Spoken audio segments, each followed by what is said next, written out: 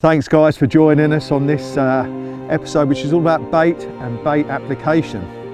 Not really an in-session film, but if you get something like this come along on your first night, then we're certainly going to be using it. 39 pounds, 6 ounces of very, very pristine November common carp. Absolutely gorgeous fish, white tip tail, deep body. Yeah. So in the morning, we're going to look at bait, how we use it, different edges, different things I do with bait, try and get the grey matter ticking over on everything bait related.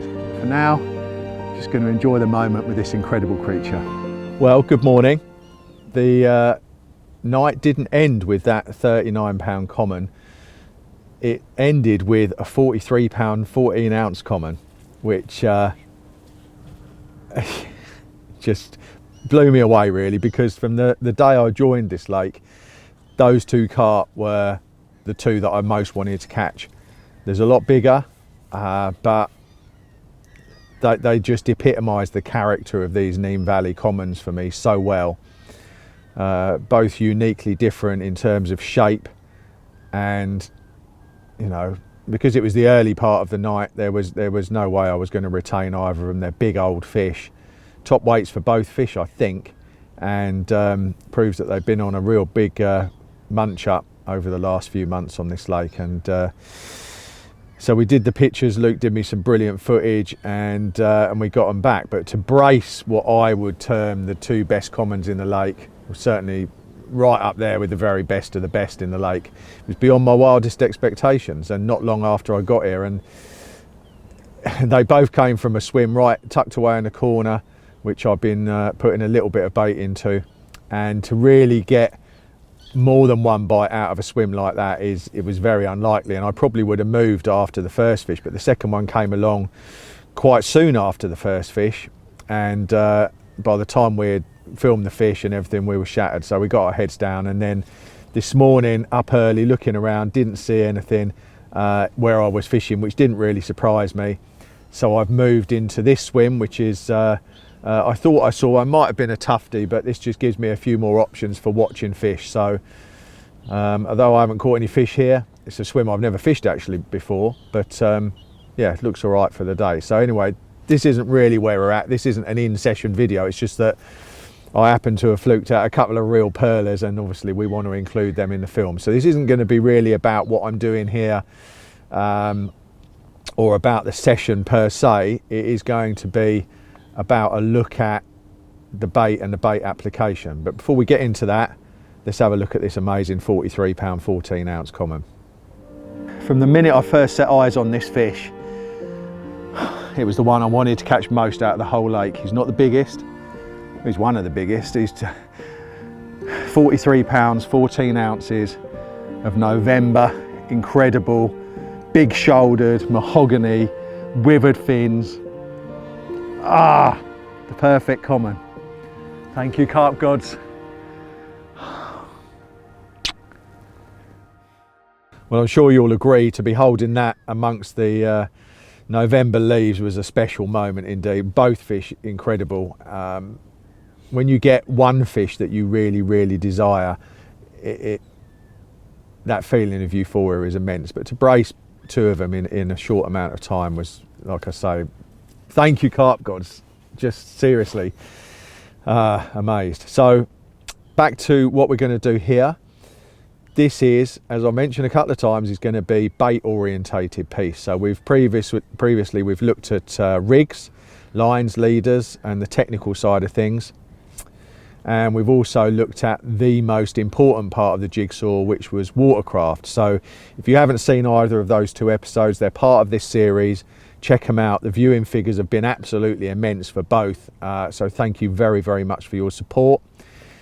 Keep watching them, tell your mates about them, and that will mean that we'll keep doing content for you guys because you support it so well. So thanks for that. So with bait, I want to give you an overview on my view of bait and how I use it, things you can do to be different. If any of you have paid the slightest interest to my angling, you'll know that it is all about being different, and I want to separate myself by separating my tactics from the general pack as far as I possibly can.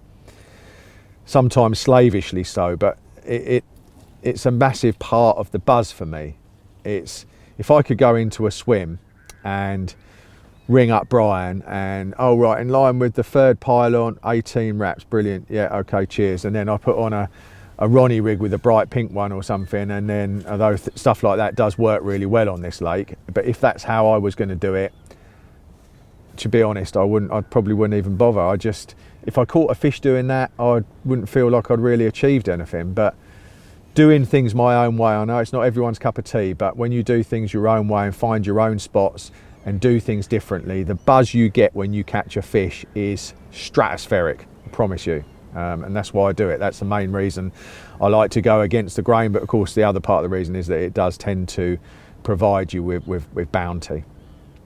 So the general picture of bait, into seasonal, we'll look at edges for bait, summer, winter, spring, and also a huge part of bait, a huge part of carp fishing itself, the hook bait.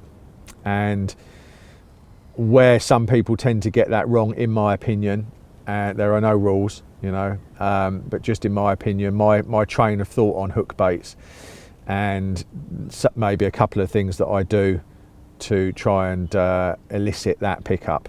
So we're going to get reset. I'm going to get a couple of bits out of the van to show you, a few liquids, a few boilies, just to give you an impression of my train of thought, and we're going to crack into it. So there's probably no more obvious place to start than with the boilie, and I think boilies, it's fair to say, are the bait which forms the majority of carp fishing in the UK. But how we use boilies, why we use boilies, and where we use boilies are all points of careful consideration. The main thing with bait, as far as I see it, whether you're using boilies or whatever you choose to use, is that you need to use the best quality bait that you can. And it comes down to this in a nutshell, and this is how I always think of it. You could have done everything right, got yourself in exactly the right position, got your rig onto a clean bit of smooth bottom that's presentable with an untangled rig and a sharp hook. But if the bait that you've got attached to that hook is not something the carp is willing to open its mouth for, then you're not going to catch it. That is how simple it is. So to me, cutting corners with bait in any respect is absolute lunacy. Now, I'm in a fortunate position with bait. I haven't always been. In fact, I've bought bait for quite a lot of probably 2/3 of my entire angling life. I've been affiliated to 𝗙𝗪𝗏 now for about 6 or 7 years probably, and if I wasn't fortunate in terms of my arrangement there and I had to pay for my bait, then one thing I could say with absolute certainty is that I would still buy 𝗙𝗪𝗏. That's how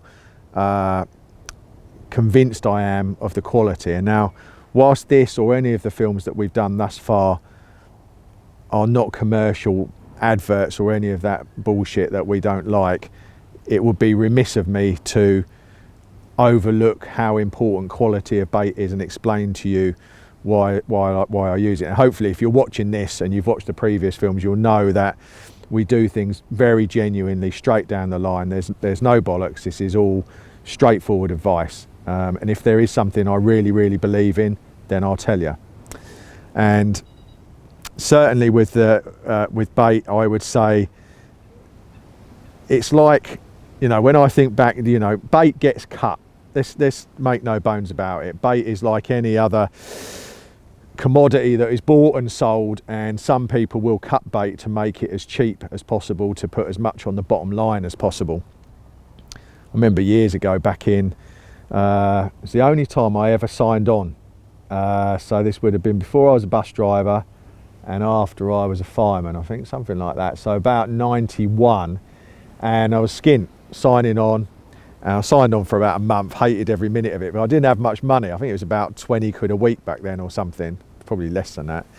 And I had to cut my own bait, so because I had to make the base mix go further and further. So I'm cutting it with soya flour and semolina, and still worked.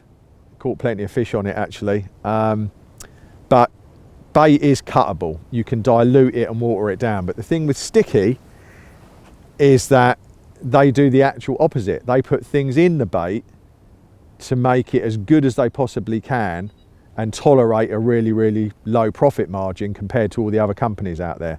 I've seen how much the bait costs to make, and I can tell you, to get it out of the factory door, it is more expensive than any other bait on the market. And that is because they won't compromise on quality. They spend fortunes on water purification systems to cook the bait in. And one thing that always sticks in my mind is that there is something in these boilies which is put in at the cost of the company, which doesn't make the bait any better at catching fish, and that is calcium. So the scientists at 𝗙𝗍𝗍 are looking at bait and they're thinking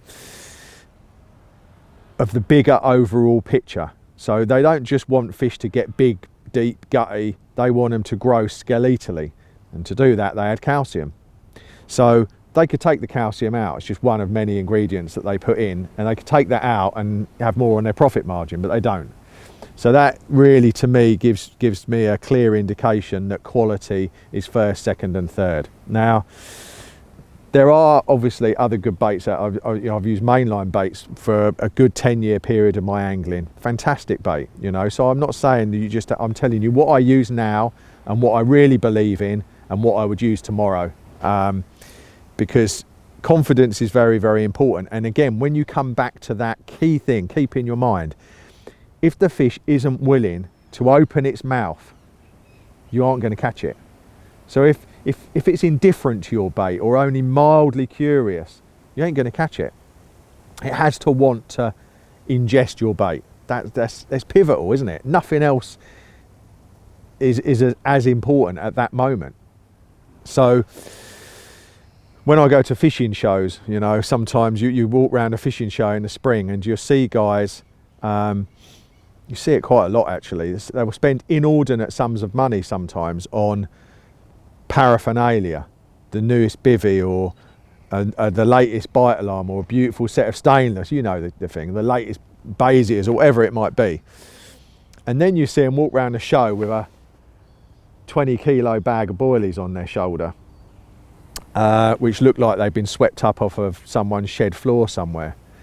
And you think, you've done all of that you've done, you've got all the best gear, you've got a great ticket, and you've just screwed your whole season by cutting corners on what is one of the most important parts of the jigsaw. If you do that, then you will compromise your chances. Now, on some lakes, there are lakes obviously where the fish are really hungry and they're dependent on bait and they will eat pretty much whatever is there in quantity. But the majority of lakes that are out there, the fish are a bit more discerning. They live in better environments and they're probably more closer to the sort of fish that you and I fish for, where the fish have got a broad natural diet. There's competition from other anglers. The fish can be a bit choosy. There's a lot of pressure, and then you really do need the best bait that you can afford. Now, to me, it doesn't mean necessarily spending huge amounts of money. Now, if I was on a shoestring, I'd buy 1 kilo of krill freezer bait, or shelf life, which are also brilliant, but I've just always used freezer bait. I get a lot of questions about that. I might touch on it later, but let's talk about it now briefly. The preservatives in the modern baits are completely natural, and when you eat one of the modern baits, you don't get the bitter aftertaste that we used to get in the 90s and that sort of era from preservatives and sweeteners that were put in. So I know a lot of guys that just use the ready-mades. I keep some in the van for backup, and people do really, really well on them. So certainly, as far as 𝗙𝗍𝗍𝗍 is concerned, I can really vouch for that. That blue bottle that just flew into my eye because he's so dopey has come out of my van. I was just telling Luke, when I was driving down here yesterday, I turned the heater on because it was a bit chilly. Blue bottle was coming out of the vents. I had a maggot escape in there probably about a month ago. I don't know how they get into the blowers of your van. I lost them in the back of the van, so they've caught. Anyway, there's a few blue bottles around. So with freezer bait versus shelf life, I think these days, certainly with sticky, the difference is minimal. The shelf lifes are slightly firmer, so that might be an advantage to your style of fishing if you're sticking them out at range perhaps. But for me, I've just always used freezer bait, and I like the slightly softer nature of it, so that's my choice, but use either with confidence. Now, I would be perfectly happy going onto any lake with a kilo bag of bait and putting out a rig where I've seen fish, and maybe putting one medium-sized spom over it if it's weedy and I've got to bait accurately. Then I might put one medium-sized spom, which 16mm baits is about 25 baits. That's all you need. You don't even really need that many, especially with the active baits that are out now that have a paste coating and so on. They give off a lot of natural attraction, so you haven't got to spend fortunes to catch fish. A lot of other people are putting in a lot of bait on lakes everywhere, so you don't really need to, you know. Granted, if you're fishing a lake that's full of doubles and 20s and the fish are ravenous, then maybe the person who puts in the most bait in the right spot might be the person who gets the most bites. But even then, it doesn't have to be really, really expensive. With a kilo of boilies, I could fish several sessions, just put in 5 or 6 boilies around a hook bait. Now, who fishes like that? That's a lot of my fishing is done like that. It's all about creating a trap that doesn't look like a trap. So by that I mean, if I create an area with bait, any fish that come into that zone from the get-go are going to know they're going to be fished for. They are being fished for, I should say. And to that end, to some extent, they're going to be on their guard. So if you've got a group of fish that have come into your swim and they know they're being fished for and they're on their guard, one might slip up, two might slip up. But the flip side of that is if you've just got an innocuous little tiny patch of bait, 3 or 4 boilies. 3 or 4 boilies gives off an enormous attraction. You think like bloodworm, you know, you can't really smell bloodworm. They'll find a single bloodworm in 3 foot of silt. You know, the senses that a carp has to seek out any kind of available food source within that aquatic column are far beyond our comprehension. A single 16mm boilie on the bottom is easily detectable from 20 foot above. Single bait. Even a tiger nut. I've seen fish drop for a pinch of tiger nuts in 12 foot of water. So never underestimate that. And believe me that very often on a lot of waters now, certainly the really pressured ones, I believe that less is more. So again, going back to finding the fish, putting a rig out and then firing out with the catapult just half a dozen baits. Who fishes like that? It's all about trying to catch the fish on a trap that doesn't appear like a trap. So they just come, oh, there's a couple of boilies down there. It doesn't even enter their mind that they're being fished for. Oh, and they eat it and you catch them. And that applies to different kinds of bait as well, just touching on this setting a trap without it looking like a trap philosophy. You can do it with sweet corn. Sweet corn's a fantastic bait. The temptation is 2, 3, 4 handfuls. It's like a flipping glitter bomb that's gone off on the bottom. Even this year, last year, I can think, in fact, every year when I will use corn periodically when the fishing's hard or when I feel it might give me an edge. And the edge is to put 1 bit on the hair or 1 bit of maize if you're casting, and then put with like a medium-sized spom over the top if you're fishing in open water, but more often I use it in the edge. And do you know how many grains of sweet corn I put down? 7. 7 grains of sweet corn. That's it. Carp comes along, it doesn't even register for a second that there's any danger. It's just 7 tiny dots of yellow. He's going to eat them. You're going to catch him. So don't always think that you've got to put in huge amounts of bait to catch lots of fish. There are certain situations where upping bait quantity might be pertinent, maybe after they've spawned and the weights are down a bit, height of summer, then maybe you know, a good particle based mix with plenty of salt in it can prove really, really effective. But again, going back to the whole quality thing, there are lots of high quality things that you can get and use if you're fishing on a shoestring, which aren't expensive. My really good mate Simon Scott swears, he won't thank me for saying this, he swears by Vitamin. You can buy a sack of Vitamin, 15 quid sack of Vitamin, for about a tenner. You have to mix Vitamin with boiling water. So once you've mixed it, you've got probably 40 kilos of bait potentially for a tenner. He catches huge amounts of carp and always has done. He's been using it for so long. Ben Gratwick, another mate of mine, swears by it. It's muesli kind of dog food. Carp absolutely love it. So if you're fishing on a budget on a shoestring, which lots of people are, don't think you've got to go out and buy 10 kilos of boilies. It isn't always necessary. Less is more very often, and there are lots of things you can do to get bait into a swim on a limited budget. You look at something like a sack of trout pellets from a really good supplier like 𝗙𝗵𝗋𝗀𝗄𝗃 or someone like that. You know, you get one 25 kilo sack of pellets for 40 quid. It could last you 6 months. So don't think that you have to spend loads of money on bait. But what I'm not recommending, or what I'm trying to steer you away from, is getting lots of poor quality boilies at a budget price, because believe me, very often they are not going to be doing the job for you.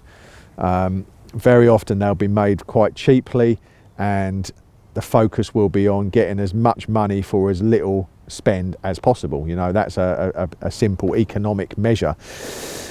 But in fishing, it is false economy of the highest order to put your faith in a bait which isn't as good as it could be. Just always cast your mind back to that. The fish has come in the swim, you've got some bait there. If he doesn't want to open his mouth, it's game over. Forget it. So looking a bit more at the boilie fishing element, I would say not that many waters that I've fished over the last few years are boilie fished. People use boilies as a constituent part of the mix, but generally speaking, it's all about the spom and wrapping sticks, which, if your lake is very, very weedy and you're forced to fish small, focused spots, which because of the boundaries of the weed, then you're going to need to use a spom and some sort of, well, you don't need to use a mix, but you are going to need to fish accurately.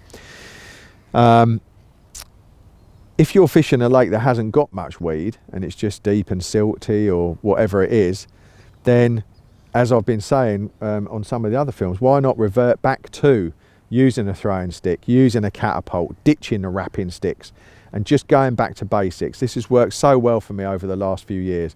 Basic boilie fishing, something I've talked about and written about a lot, and it's something that you see done less and less and less these days. If you can move on to fish and get fishing just with a couple of 2-ounce leads and a few baits over the top with a catapult or the throwing stick, you are straight away giving them something which is something they're not seeing. There's no marker float going in, there's no spom going crash, crash, crash, crash. You're not dictated to fishing spots that you feel you should be fishing because John had 10 fish at 24 wraps or 10 wraps and you need to be on that. Very often you don't. In fact, the whole part of feature fishing for me is very much out the window. It's something I wrote for the Angling Times a couple of days ago, actually. When I think of my fishing and how it's changed, the question was, what makes you fish a particular kind of spot or feature? And my answer was, I'm not really interested in features. I used to be, you know, back when I was a lot younger and I didn't have this Father Christmas thing going on. I used to think, well, you'd read the books, you'd turn up at the lake, having read the books, you would get a marker float out in a swim that looked good, that might have had the corner of an island or some lily pads or something about it that the books told you was good. You put the marker float out and you try and find a gravel bar or a sunken plateau or something, because again, the book said they were good places to catch carp from. You put a couple of rods in either side of the marker float, you bait it up with either a spod, like an old John Brim one, remember those from the old days, or maybe with a catapult, and then you'd sit and wait. Sometimes the carp would come along, quite often they wouldn't, because what you've done is you've found where you think the carp should be, and then you've set out your stall for them. Nowadays, my carp fishing is entirely the opposite. It's all about finding the fish and then fishing for them wherever they are, whether it's 20 foot, whether there's no features, whatever. If that's where they are, that's where you've got to fish for them. And all I want to do then is find a bit of smooth bottom, like I talked about in the other video, where I can present a bait and I'm fishing near them, and I don't care about anything other than that. So that is a fundamental ground change in my own fishing. So it used to be find the features, fish them, hope the fish come along. Now it's find the fish, fish for them regardless of where they are. So again, if you're trapped into that whole mindset that a lot of people are, because of social media and its proliferation in the angling vernacular, as it were, now it's very much, oh yeah, you go into peg 4, you want to be at 15.5 wraps on the corner of 𝗙𝗵𝗀𝗀, or you know, the sort of thing. And if you're not on those spots, you're not going to catch them, which is utter tripe, believe me. Particularly once that knowledge is out there, and they are the spots that get fished week in, week out, in those swims in perpetuity. The results will just go down and down and down and down.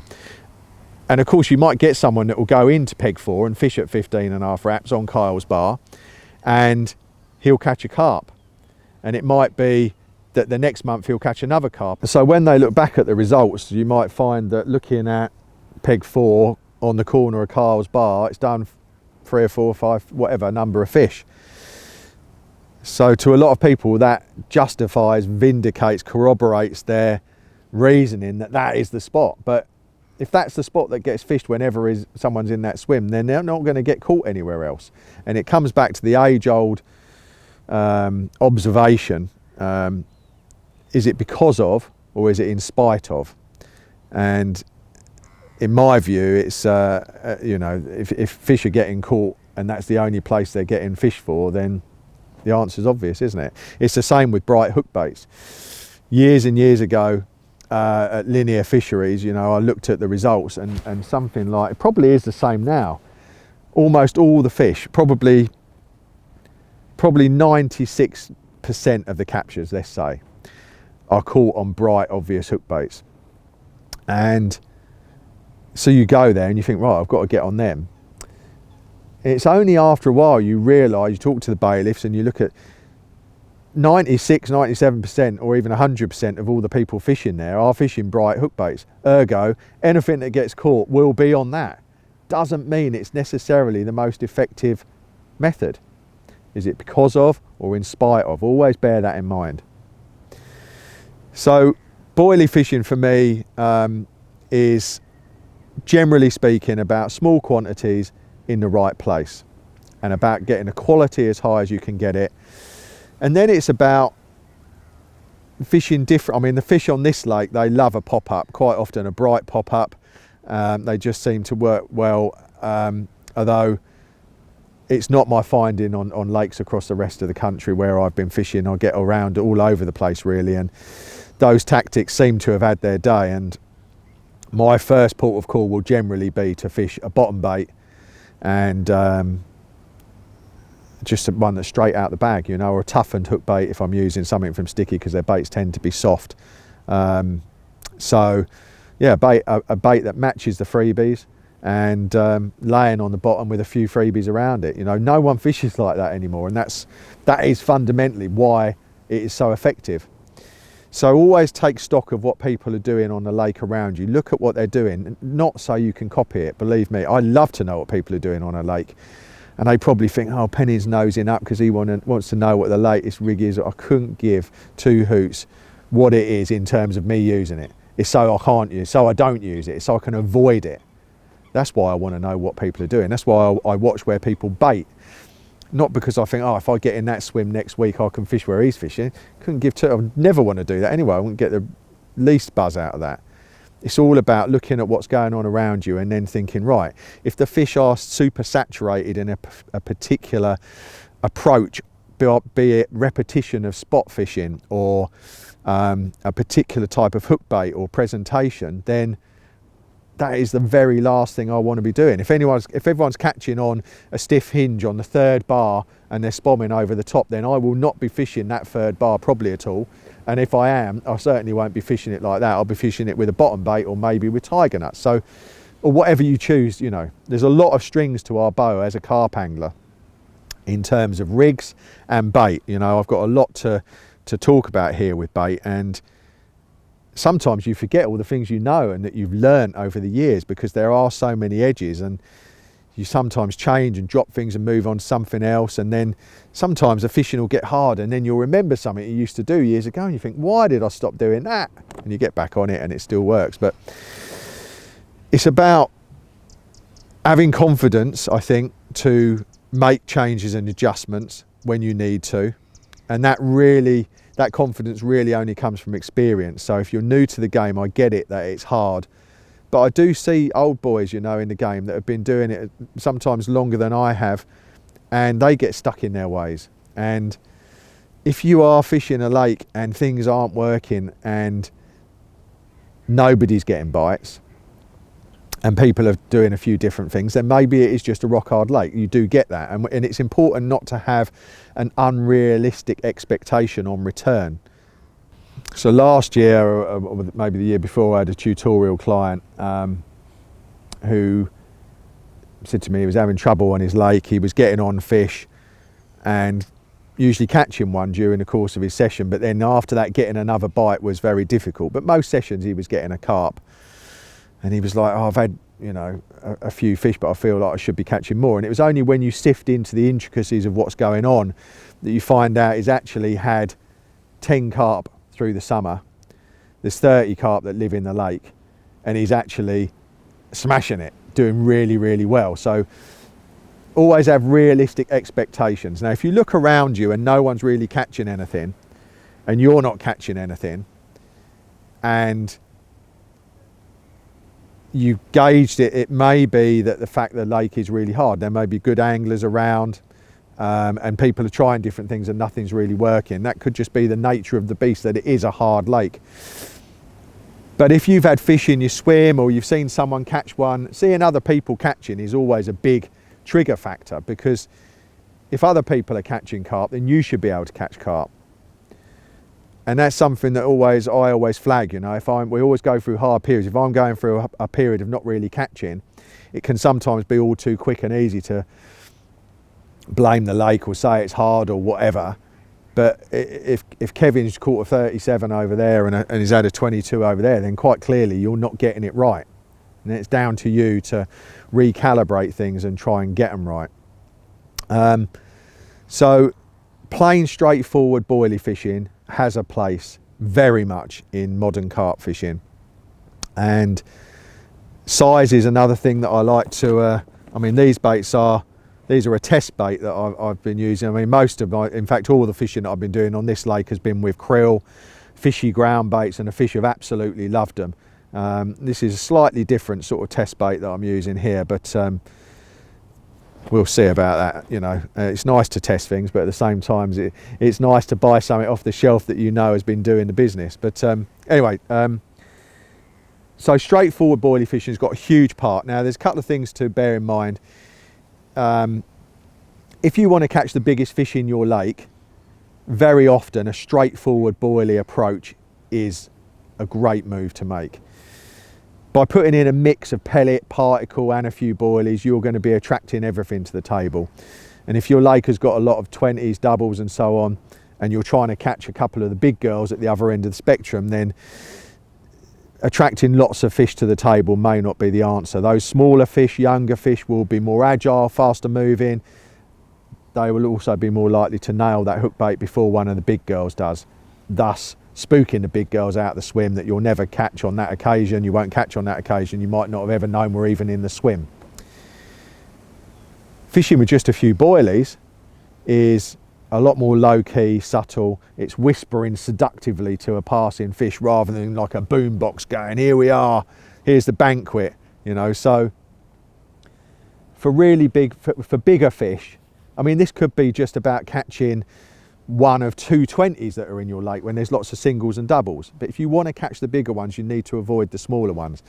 And light baiting with just boilies and nothing else is a great way of doing that. And again, I'll mention it on hook baits later, but again, fishing a hook bait that is the same as what you're putting in, either popped up or on the bottom, but looks the same, is very, very important. In, you know, a smaller fish, as I mentioned, they tend to be more sight orientated, sight feeders, whereas bigger ones use olfactory senses more, senses of smell and taste, and they'll move around on the bottom more slowly. Whereas so if you've got something obvious, a smaller fish that's faster moving, will pick it up and nail it, and that could be it. So there is, of course, a lot more to fishing boilies than just putting out boilies. Now, taking the boilie and creating other things, other feeding patterns with it, is an absolute key weapon in my angling. And the road goes from a straight boilie to chops. Chops are pretty good. And I mean, what's the first thing you do when you get a boilie? You break it open and you let everything out. And I've been using boilie crumb for a very, very long time now, probably, I don't know, a couple of decades, I suppose, maybe more. Boilie crumb is one of the most formidable baits out there. Make no mistake about it. You can even take a cheap or fairly low grade boilie and create a good feeding situation by turning it into boilie crumb, introducing liquids. Boilie crumb will keep fish, it's ground bait effectively, and we all know how good ground bait is at drawing and keeping fish in a swim. And boilie crumb will keep carp rooting around on the bottom of the lake, even a small amount of it, for a very, very long time. I like to use, in fact, going back a step, boilie crumb you can create obviously using something like a handheld, or you can do it with your fingers. Usually what I do is utilise me 𝗵𝗵𝗏𝗀. Now, if you haven't got a 𝗵𝗵𝗏𝗀, you need one in your life. I use mine all the time. One of my most valuable pieces of carp fishing equipment. Cost me about 35–40 quid from Curry's or wherever, and I use it to make boilie crumb, I use it to make chopped tiger nuts, I use it to make hemp milkshakes, use it for loads of different things. It really does. I think that the key to bait, this whole overview, before I carry on with the crumb thing, is getting as much out of your bait as you can. And by that I mean, let's say you see this all the time, lakes all around the country, everywhere I go and abroad. You give someone a few kilos of good quality boilies, or maybe not so good quality boilies. Let's assume they're nice, good quality boilies. What's the first thing they do with them? They put them in an air dry bag and they hang them in a tree in the full blast of the sunlight. That breaks my heart when I see that. I think you've spent all that money on that, hopefully, really good quality bait, and you are just denaturing it and sucking all that goodness out. Now, a large constituent part of a boilie is liquid additives, and when you put them in the sun like that, you're just sucking them out and leaving a dry husk. Pretty pointless, really. I mean, some people do it because they want a bait to go out better with a throwing stick, but I would rather have soft baits out there at range with a spom, or fish at less range, than have rock hard, unattractive marbles out there. Sucking the moisture out of a bait is taking away a key part of what makes it good. So for me, it's about trying to make your bait as attractive as possible. So if I'm using just straight boilies, let's say if I'm using krill, which is what I use most of the time, then very often I'll glaze them in hemp oil. So I get them out the freezer. I get a little bottle of hemp oil, or cap oil is another really good one, which is a spicy fish oil. Salmon oil is amazing. Even sunflower oil is very, very good as well, and sunflower oil works really well in the winter. My old mate Ian Russell's done really well down the years just for using 20mm hook bait soaked in sunflower oil in the depths of winter. So there are a few oils that you can use. Hemp oil or sunflower oil in the winter, although either of those will work in the summer, but they're great in the winter too. And for the summer, it's generally fish oils, cap oil, which is capsicum and fish oil, or salmon oil. But I like to get that, though, they're natural oils, which aren't, I'm not putting loads of chemical and colour and all these things that people put on onto their baits, which make them look like a firework's gone off. I'm not really into all that. I like a bait to have subtle aroma and attraction, whispering seductively, as I said earlier, rather than shouting at the fish. And I think that creates a less alarming situation, a more subtle trap, and certainly one that is more appealing to hopefully the bigger carp that might be out there. Getting back to the boilie crumb, when you create boilie crumb, getting liquids into it is the next step. Oils in the summer, and in the winter I like to use more food-based and alcohol-based liquids. So in the summer, once I've made, let's say I've blended up 2 or 3 kilos of boilie crumb, krill crumb, let's say for argument's sake, then I might stick in something like these 2.3mm bloodworm pellets. I mean, they're a very, very small pellet, and they leave a lovely reddish tinge on the bottom.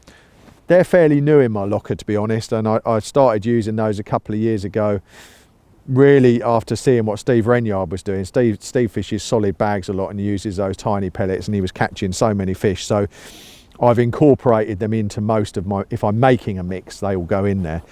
So for the summer, boilie crumb, tiny pellets and fish oils. And in the winter, it's the same, boilie crumb.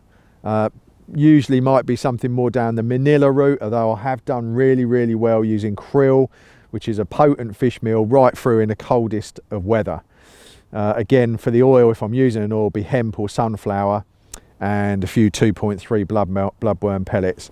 And if I'm using something like Manila, again, crumb it up, and you can make a really, really sexy mix by, and this is something I really love doing. 2 of the best cold water additives that you can use are Bailey's Irish Cream. Comes in a few different flavours. The original one is fantastic. The toffee one is brilliant. Or is it caram? I can't remember. There's a few different ones. Bailey's Irish Cream is a fantastic winter attractor. In fact, I've used it in summer as well, but I like it in the winter. It complements baits like Manila or 𝗙𝗹𝗹𝗆 really well. You can't overdo it because it's quite natural. And what I like to do is blend that with another phenomenal attractor, which again is not out of the fishing sector, and that is condensed milk. Now you get a tin of carnation condensed milk, it's only a little tin like that, weighs about 10 kilos, it's like dark matter. You could throw that, it's like a house brick, so dense and or condensed. So I get that, and it's very, you take a spoonful or 2 out of that and put them in a saucepan, mix in a bit of Bailey's, maybe a bit of cloudy Manila liquid just to thin it out, and I warm it gently on the pan. Don't worry about the ratios, just experiment, you can't overdo them.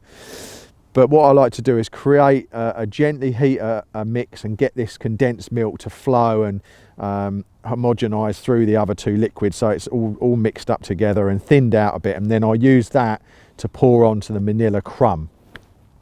You're looking for a crumb which is not super saturated, so put on a bit at a time, give it a proper good mix and work it through, then leave it for 10 minutes and let it soak into the tiny fragments of boilies and into the crumb and the tiny pellets, then add a bit more. And you're looking for a mix when you finish that if you squeeze it gently, it will form almost a ball and then break apart. You don't want it super saturated so it's clumping, because then if it sits on the bottom it won't break down. But if you do it methodically and slowly, introduced a bit at a time, you can get a lot of liquid into the mix. And yeah, that's a very, very effective way of using boilies, boilie crumb.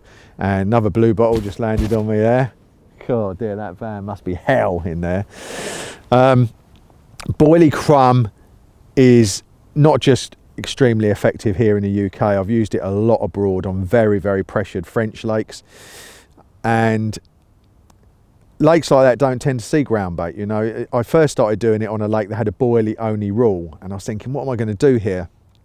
After a couple of days cogitating on it, I thought, if I just take my boilie, 10 kilos that I'm taking for the week, and turn it into boilie crumb, not breaking any rules, but I'm giving them something totally and utterly different to what they're used to seeing.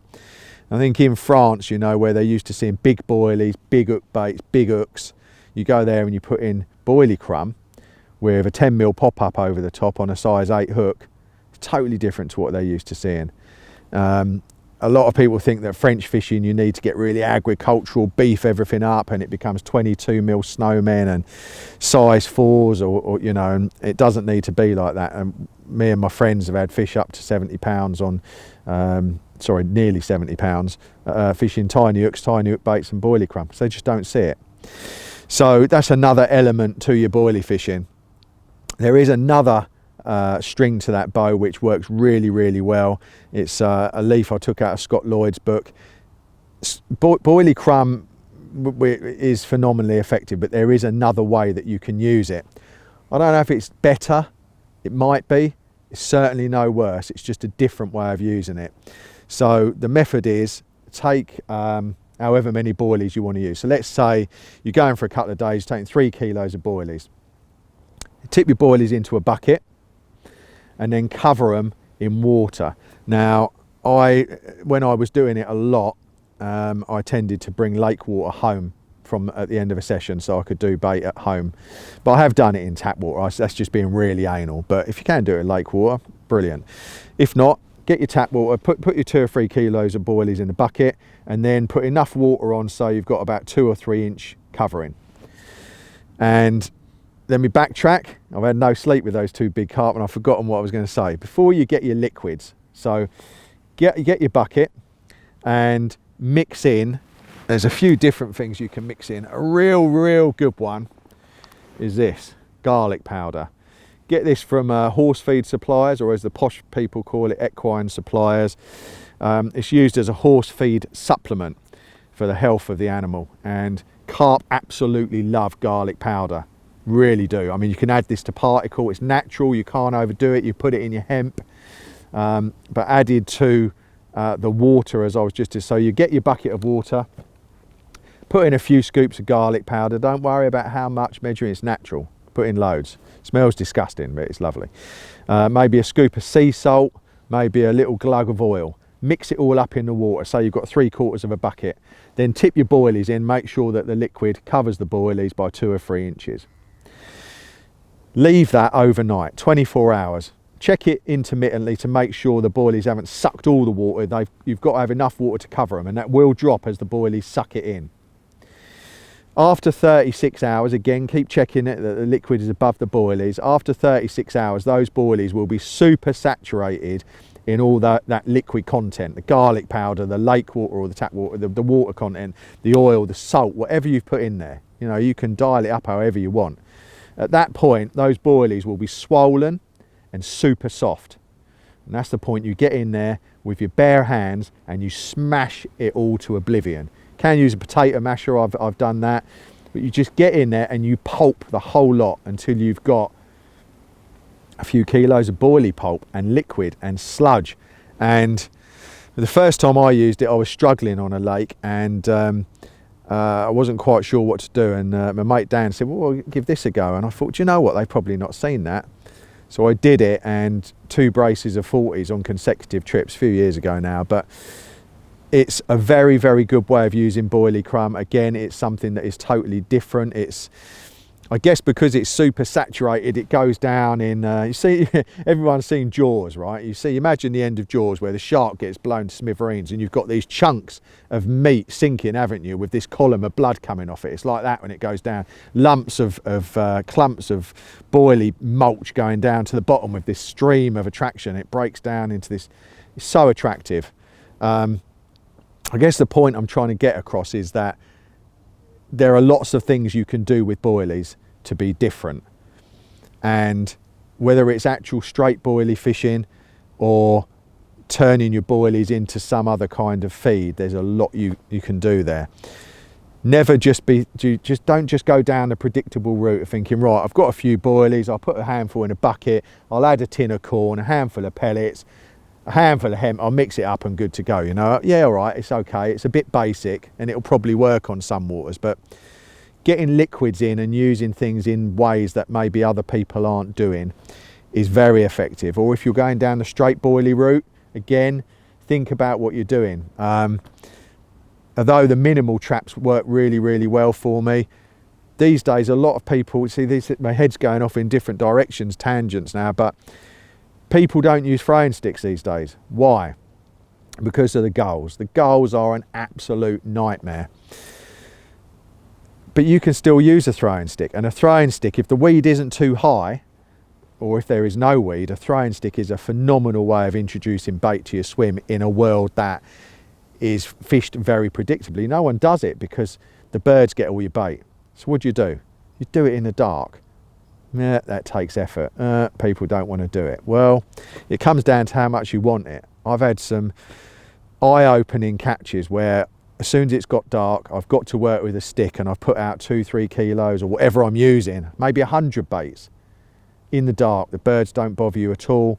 You get the bait down there and you're fishing in a way that nobody else is, because no one else is prepared to go to the effort of standing out there in the summer at 10:30, 11 at night putting the bait in. Ultimately, it all comes down to effort. It comes down to what you're prepared to do, the thought you put into it, and hopefully the ideas I've given you are as far removed as possible from that 2 or 3 kilos of boilies in an air dry bag hanging in the sun turned into dried out marbles. Think about attraction, think about being different. There are a few ways that you can use boilies, and next we'll look at another element of baiting approach. Now, when you're getting the bait part of the equation right, a huge part of that key to success is the right hook bait. I would say that all things being equal, through my angling path, the smaller the hook bait, the more carp it has caught me, as a general rule of thumb. So I try to steer away from clunky snowmen or even big boilie hook baits, double hook baits and things like that. I mean, certainly if you're fishing over crumb and bits and pieces, you need a very small hook bait. And again, I would much rather be fishing a 10 or 11 mil pop-up than I would a 16 mil or something like that. Having said which, obviously if you're feeding 16 mil boilies, then a 16 mil pop-up over the top. This is, you know, a typical one that I would tend to use. Lovely and potent, just sprayed with a little bit of 𝗙𝗵𝗀𝗆ce liquid, which I'll come on to later. But out of these, I mean, you can see that my brights still pretty much full up those tubs. I've just put those new ones in my bag. I mean, on this lake again, I mean, for some reason they do seem to like a bright pop-up, but generally speaking, it's more about something like this, which is everywhere I go. I mean, these are just straight krill bottom baits, or they're toughened ones actually, which I've glazed in cap oil, which is a lovely spicy oil. That's caught me so many fish over the last few years. I just put that on the hair. I don't worry about tipping it with plastic corn. I don't worry about topping it with a 14 mil fluorescent or anything like that. Everybody else is doing that shit over and over again. Just make it look like a boilie on the bottom. Boilies just laying on the bottom totally innocuously are not seen as remotely dangerous. It comes back to what I was saying about the whole trap scenario earlier. The majority of places now, going back to what I said at Linear, you know, most of the fish at Linear get caught on bright pop-ups, but that's because almost everyone is fishing bright pop-ups. And on almost every venue I go to these days, they have had their day, and a bait hard on the bottom that is just representative of everything that's around it is all that I need. Now, I remember quite a lot of years ago when I first fished a syndicate in Essex, and on my first night I was very lucky. I caught a fish called the rudder, which was 37 pounds, and I caught it in the edge over about 2 kilos of 18 mil boilies, and the lake has had a lot of crayfish in it, so I put in more boilies than I thought I would normally put in. But it was late in the year, they're very big fish. I had the crayfish around, so I thought, you know, for 2 rods on the end of a big wind, I'm going to just see what happens. You know, I hadn't seen anyone else baiting with a catapult, heavy baiting with boilies, so I tried it. Anyway, it worked, and that night I caught one of the bigger fish in the lake. And I always remember I got chatting to a syndicate member later that night, 1-2 o'clock in the morning. He was up and so was I, and he said, "Oh, do you mind if I ask how you caught that fish?" I went, no, of course not. I said, I just fed boilies, and I think they were on Grange mainline Grange boilies then. It was a few years ago. 2012, I think. And he said, "Oh, what did you have on as your hook bait?" And I said, "Oh, just one out of the bag, the same as the others." And he said to me, how did it find it down there in the dark? You know, because I'd had the bite about 10 at night, whatever it was. And I looked at him and I thought, yeah, no, that is so indicative of the common mindset, you know. How is a fish going to find a boilie on the bottom in deep water in the dark? Well, as I said earlier, the fish's senses are so highly tuned. Finding a boilie is easy for a big carp. Plus, it's eating all the other ones that are down there, you know. Why wouldn't it find and eat yours? And when it does come across yours, it's going to eat it because it's exactly the same as all the other safe ones that it's been eating. I don't know if I mentioned this on the last video or not, but it's a big sort of train of thought I have, that if I've got 20 baits down there, say, and a carp comes onto the spot, and on here I've got a bright pineapple pop up and I've got 20 boilies laying on the bottom here. Fish comes on the spot, starts eating the boilie, chewing them up, enjoying them. It's getting closer and he comes to this. Now he might take that and he might not, because at that point you've introduced choice into the equation. I don't want choice in the equation. I don't want it 50-50. If I give him one of what he's already eating, then he's going to eat it, isn't he? Because he's been eating all the others and enjoying it, and I've taken choice out of the equation. So it's quite a simplistic way of looking at things, and I apologise if I've been repeating myself, but that's kind of how I look at my fishing. Just try and keep it simple, try and keep it logical, and try and keep it different. So hook baits, again, if you're fishing over bits and pieces, try and keep your hook bait really small. If you're fishing over crumb or the slop, like I said earlier, even if you're fishing a wafter, you know, you might want to apple core it out or trim it down, just get it looking like a bit of nothing on the bottom. I think a hook bait that looks like a bit of nothing on the bottom will get picked up instantly by a fish that comes across it, whereas a hook bait that looks like something that is shouting, "Here I am," it's just done to infinity, bore off, it's time to move on. So they're my basic thoughts behind hook baits. You know, even things like a single grain of plastic corn have still got their place. You know, very, how many people use a single grain of plastic? Tiny hook bait, and that I think generally is where it's at. If I'm boilie fishing, most of the time, although not here, I'll be matching the hatch and generally trying to do what people aren't. One bait to use forever.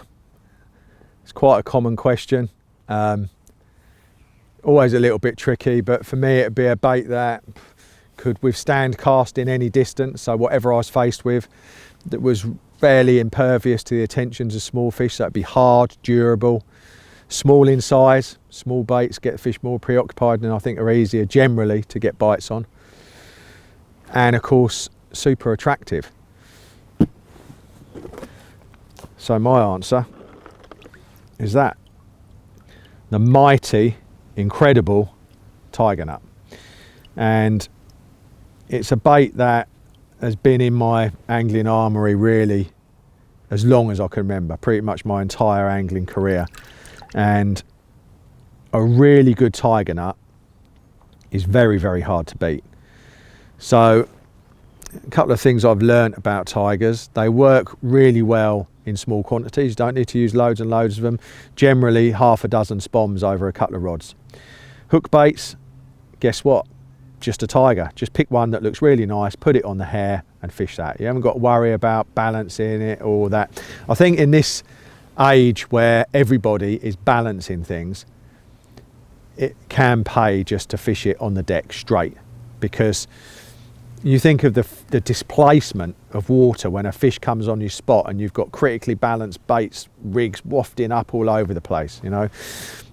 Generally speaking, 9 times out of 10 for the last few years, my bait has been, if it's a pop-up, overweighted to keep it in place, or just a bottom bait straight on the deck.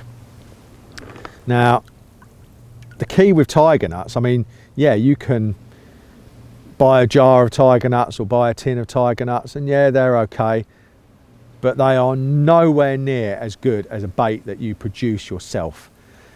Tiger nuts produced yourself the right way yeah, I think are probably as close to the ultimate carp bait that you could possibly get. And you can do a lot with them. You can put them in a food blender. That's absolutely phenomenal. Chopped tigers, you know, really, really effective.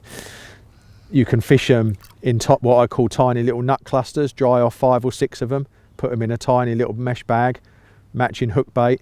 Had so many fish on that. In fact, a single tiger cast to an area of fish shows. I was catching them like that out of linear at Manor Farm in about 98. It was a really, really good tactic. Single tiger nut on the bottom is picked up without hesitation by a passing carp. Like I say, if you want a bit of extra attraction, then 5 or 6 dried off in a little mesh bag, again, is a technique or a tactic that carp won't have seen and nobody else will be doing. So, super sweet. My God. Wow. These have been in the bucket now probably for 2 months. You know, the bucket's still half full. I don't use loads and loads, but the preparation is the absolute key. Now, as I said, you can get them in a jar, but they will only be 40% of the effectiveness of a nut that you make and culture yourself. The real difference that you get is when you get a nut out of a jar, you stick a baiting needle through it, nothing happens. You stick a bait needle through a proper fermented homemade nut and you get a milky fizz come out of the other side with the exit hole. When a nut is like that, it's pretty much unbeatable. It really is. So get your nuts from a good quality supplier, someone like Hinders or someone that's buying in good quality tiger nuts. Again, you see jumbo tiger nuts, super jumbos and all that, don't worry about it. Just get mini tiger nuts or standard size. Go out in the garden, get a bucket, and I fill it with however many tiger nuts I think I'm going to use. Now the key thing with tigers is that they swell quite a lot. I can't help you with swollen nuts, but I can tell you how to get these perfect. Now, if you have to get the quantity that you're going to use or try to create, it will almost double in size through that expansion. So be careful. You know, if you want a full bucket, do about half a bucket. It's, you know about that anyway. So to the tigers, I add enough water so that it's double the amount of tigers. So if it's half a bucket of tigers, it's enough water to fill the bucket to the top. I do it with hot water because on top of that, I'll put 2 or 3 bags of sugar, like pound bags of brown sugar. And the hot water just helps it thin out and spread nice and easily. Mix it all through and then leave it. Make sure it's all mixed through and then leave it. After 24 hours, check it again like we did with the boilies, check it intermittently, make sure the tigers haven't soaked up all the water. They must be covered all the time. So you've got to check them. If they go dry, and bad news. So keep them topped up.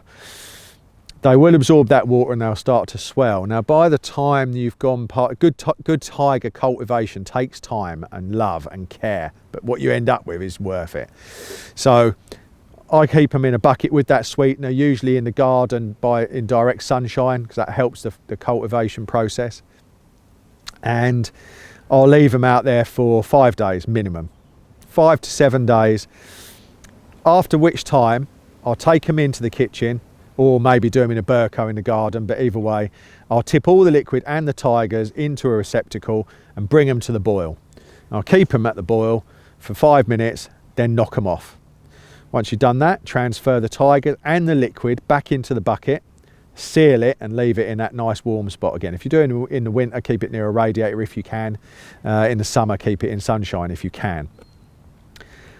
Let it another 2 days pass, and by that point you will have a fully plump, swollen, ready to go, fizzy, fermenting tiger nut that is very, very, very hard to beat indeed.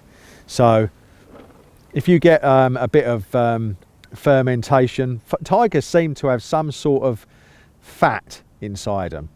It seems like some sort of vegetable protein or fat, and quite often it will come out of the nuts and it will congeal around the bucket. It will give you that jellification, I don't know if that's a word, but it is now, around the side. It will sort of stick to the side of the bucket, and it's like a fat, and I think that's one of the things that the carp love so much about them. tigers like that will keep for up to 2 weeks in a bucket. Laney reckons a bit longer, and he knows more than me. So I say a couple of weeks, maybe 3 weeks. I have caught when they're really fermenting and fizzy. Tiger nuts freeze really, really well. So if you make a batch, bag them up in freezer bags, and you can put a couple of pound in a bag and put, or a kilo, that is in new money, in the freezer. Keep them for when you want them. But yeah, there you have it. One of the greatest carp baits of all time, all different sizes, super sweet. While I mention that, as I said, I do like to get them really, really sweet. If you can get hold of something like this, this is a sticky sweetener, and they don't actually sell it, but you can get sweeteners like this in the shops. I think Mike Wilmot used to do one, Essential Baits, and it was called 𝗷𝗵𝗶𝘀. If you can find that, brilliant. A capful of that added to your tigers takes them to another level. Hinders do one called betalin, which is also really, really good. Add that to the sugar. Don't overdo these because they're synthetic compounds, so you know, a capful to half a bucket of water is probably about right. But yeah, just going down, just what I was going to say, the whole sweetness thing is key. Milky, gloopy. What you don't want is a salty nut. And in the past, I've added plenty of Himalayan rock salt or sea salt to the tigers, trying to produce something a bit different, a bit special. Don't do it. It's a waste of time. It actually dehydrates the husk of the nut, and it makes them look almost like they were before you put them in water, even though they're actually in water all the time. It seems to suck the internal moisture out of the nut. Not really the one at all. You want a plump, fat, juicy nut. So that's it. They're my thoughts on tiger nuts. If you haven't got them in your locker, and if they're allowed on your lake, then get on them. And one final thought on that, while we tend to mix them in with part of a spod mix, or use them with hemp and tigers, classic combination, they are great on their own. And very, very few people just fish tigers. Hardly anyone. You know, a tiger hook bait, 3 or 4 spods of tigers over the top is underused and is absolutely deadly. So we're going to finish off this section on bait by having a look at ground baits, liquids, well, ground baits and liquids actually. So what we've got are a few. Let me just start with this guy. Now, let's get that leaf out of there. Now this is something that I've used to really, really, really good effect. It's krill powder, which is pure krill. I mean, the smell of this is immense. Krill powder, pure krill powder, placed in a bucket, to which I'll add the 2.3mm bloodworm pellets, and to that I mix in this pure calinous liquid. So this is some sort of invertebrate that is sustainable, lives in the ocean, very high in protein, very salty, pure and natural. So I mix this into the pure krill powder and keep on mixing it a bit at a time. I don't want any lumps. As you can see, it's fairly well evenly mixed. Because it's so salty, it doesn't go off, it stays in your bucket. This sends fish absolutely crazy. It's like heroin to carp. It's remarkable. You can see that this is the sort of texture you want it. See, if I give it a gentle squeeze, it clumps, but then readily breaks apart. That is absolutely perfect. Now, to that, as I said, I'll work the liquid in. Use your bait scoop, add a bit of liquid, turn it over, keep adding it in. Add a little bit more, turn it over, and if you do it little and often and make sure it's fully dispersed, you can get most of a bottle into just a couple of bags of krill powder quite easily. But you have to do it little and often, give it time to soak and penetrate those tiny pellets, and you'll end up with something that's evenly spread, without any lumps and clumps, and is extremely potent. Now, there are little things that you can add to that to take this ground bait mix to another level, and they're also powders. They're the same powders that I use if I'm making a PVA bag mix. In fact, I've got a couple of buckets in the van which are bag mixes. I mean, this is a bag mix. You could use this in a bag all day long. You know, it's just it's absolutely perfect. But beyond having the krill powder and the calamus liquid, or the crumbed up manila and evaporated milk, condensed milk, or whatever it is, you can further pimp your mixes with GLM, green lip mussel extract, pure liver powder. These are all ones I use, and GLM powder. These are three of the most potent additives you can get. They're quite expensive, but a couple of teaspoons in each mix really do boost it to another level. And again, you end up fishing a ground bait which is a supercharged ground bait, not something that you've got off a shop shelf that's £5.